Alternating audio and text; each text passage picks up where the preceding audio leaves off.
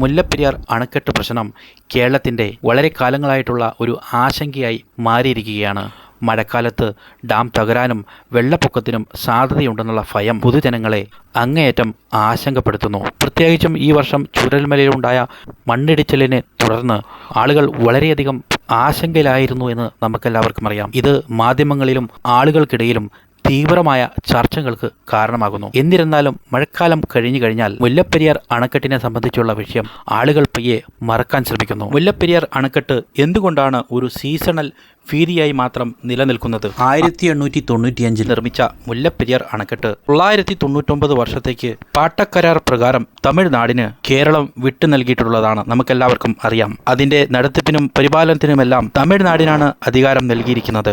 130 വർഷത്തെ പഴക്കം, ഘടനാപരമായ സുരക്ഷാ ആശങ്കകൾ, ഭൂകമ്പ സാധ്യത പ്രദേശം തുടങ്ങിയവ ഇതിനെ ഇടയ്ക്കിടയ്ക്കുള്ള ചർച്ചകളുടെ ഉറവിടമാക്കുന്നു. പ്രത്യേകിച്ചും മഴക്കാലങ്ങളിൽ മഴ കനക്കുമ്പോൾ ഉയർന്നുവരുന്ന ജലനിരപ്പ് അണക്കെട്ടിൽ കൊള്ളാവുന്ന വെള്ളത്തിൻ്റെ 142 അടിയോട് അടുക്കുന്നു. തുടർന്ന് ഒന്നില്ലെങ്കിൽ ഡാം തുറന്നുവിടണം, അല്ലെങ്കിൽ ഓവർഫ്ലോ ആയി പോകും. അതിനാലൊക്കെ തന്നെ അണക്കെട്ടിന് താഴെ താമസിക്കുന്ന, പ്രത്യേകിച്ചും വള്ളക്കടവ്, ഇടുക്കി തുടങ്ങിയ പ്രദേശങ്ങളിൽ താമസിക്കുന്ന തദ്ദേശീയരായ ആളുകൾ വളരെയധികം ആശങ്കയിലായി മാറുന്നു. ചുണ്ണാമ്പും സുർക്കി മിശ്രിതം കൊണ്ടും ഉപയോഗിച്ച് നിർമ്മിച്ച ഈ ഒരു അണക്കെട്ട് 130 വർഷത്തോളം പഴക്കമുള്ളതുകൊണ്ട് തന്നെ ഈ ഒരു അണക്കെട്ടിന്റെ ആയുസ് കഴിഞ്ഞതായി എല്ലാവരും കണക്കാക്കപ്പെടുന്നു. അതുകൊണ്ട് തന്നെ ചെറിയ ഭൂകമ്പമോ മറ്റോ എന്തെങ്കിലും സംഭവിച്ചു കഴിഞ്ഞാൽ ഡാം തകരുമോ എന്നുള്ളൊരു ഭീതി എല്ലായ്പ്പോഴും ജനങ്ങളുടെ ഇടയിലുണ്ട്. മൺസൂൺ മഴയാണ് ഈ ഒരു ഭീതി കൂടുതൽ വിതയ്ക്കുന്നത്. ഏകദേശം കുറച്ച് മാസങ്ങൾക്ക് മുമ്പ് ഒരു ഡാം തകരുകയും തുടർന്ന് അണക്കെട്ടിലെ വെള്ളം തന്നെ മുഴുവനായും തുറന്നുവിടുന്ന ഒരു സാഹചര്യം നമ്മൾ കണ്ടതാണ്. അതുകൊണ്ട് തന്നെ മുല്ലപ്പെരിയാർ ഡാമിലെ ഓരോ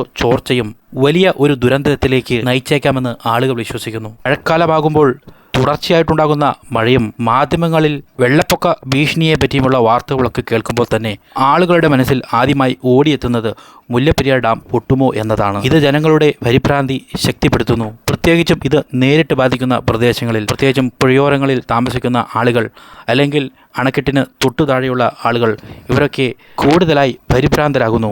മുൻകാലങ്ങളിൽ അണക്കെട്ടിനെ ചുറ്റിപ്പറ്റി ചോർച്ച, വിള്ളലുകൾ, ഭൂചലനങ്ങൾ എന്നിവ റിപ്പോർട്ട് ചെയ്തിട്ടുള്ളതുകൊണ്ട് തന്നെ ആശങ്കകൾക്ക് ആക്കം കൂട്ടുന്നു. ഇത് മഴക്കാലങ്ങളിൽ ജനങ്ങളുടെ ഇടയിൽ ശക്തമായ പ്രതിഷേധങ്ങൾ മറ്റുമൊക്കെ ഉയർന്നു വരുന്നു. അടിയന്തരമായി എന്തെങ്കിലും ഒരു നടപടിയെടുക്കുവാൻ അധികൃതർ നിർബന്ധരായി തീരുന്നു. ആളുകളെ പരിഭ്രാന്തരാക്കുന്ന കാര്യത്തിൽ മാധ്യമങ്ങൾക്കും ഒരു പ്രത്യേക പങ്കുണ്ട്. ഒരുപക്ഷെ ചെറിയ പ്രശ്നങ്ങളെ പോലും വലിയതായി ഊതിപ്പെരുപ്പിച്ച് അതിനെ വലിയൊരു പ്രശ്നമാക്കി മാറ്റുന്നു. ഇത് സാധാരണ രീതിയിൽ അണക്കെട്ടുമായി അടുത്തു കിടക്കുന്ന ആളുകളെ കൂടുതൽ പരിഭ്രാന്തരാക്കുന്നതിലേക്ക് നയിക്കുന്നു.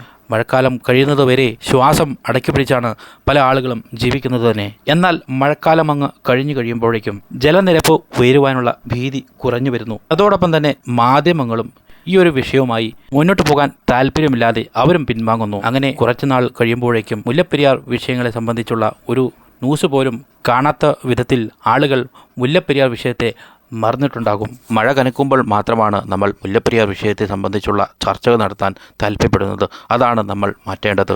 മുല്ലപ്പെരിയാർ വിഷയത്തിൽ നമ്മൾ ഒരു സീസണൽ ചർച്ചയാകാതെ തന്നെ നിരന്തരം അതിനുള്ള പരിഹാരം കണ്ടെത്താനുള്ള ശ്രമമാണ് നടത്തേണ്ടത്. പുതിയ ഡാം എന്നുള്ളൊരു ആവശ്യം, അല്ലെങ്കിൽ അതിനുള്ള ബദൽ മാർഗം എന്നുള്ളൊരു ആവശ്യവുമായി നിരന്തരമായിട്ടുള്ള ഇടപെടലുകൾ നടത്തിയാൽ മാത്രമാണ് കുറച്ചു കാലം കഴിയുമ്പോഴെങ്കിലും നമുക്കൊരു പരിഹാരമായി മാറുകയുള്ളൂ. അതുകൊണ്ട് തന്നെ മുല്ലപ്പെരിയാർ ഡാം ഒരു കാരണവശാലും ഒരു സീസണൽ ചർച്ചയായി മാത്രം മാറരുത് എന്ന് മാത്രം ആഗ്രഹിച്ചുകൊണ്ട് നിർത്തുന്നു.